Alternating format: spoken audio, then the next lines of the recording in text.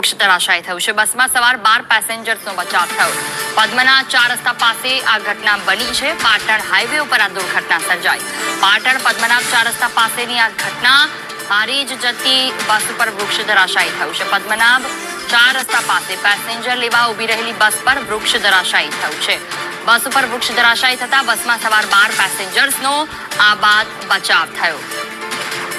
વધુ માહિતી સાથે સંવાદદાતા ભરત પ્રજાપતિ ફોન લાઈન પર જોડાયા છે। જી ભરત, જે રીતે વૃક્ષ ધરાશાયી થયું બસ ઉપર, શું વિગતો, કેટલા વાગ્યાની આ ઘટના?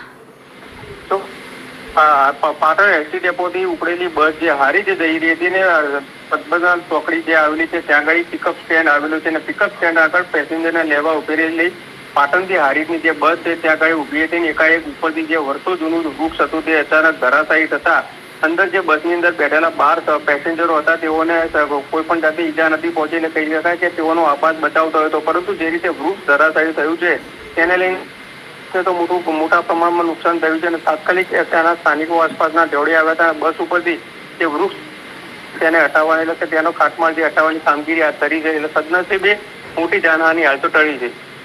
બિલકુલ, તમામ જાણકારી બદલ આભાર।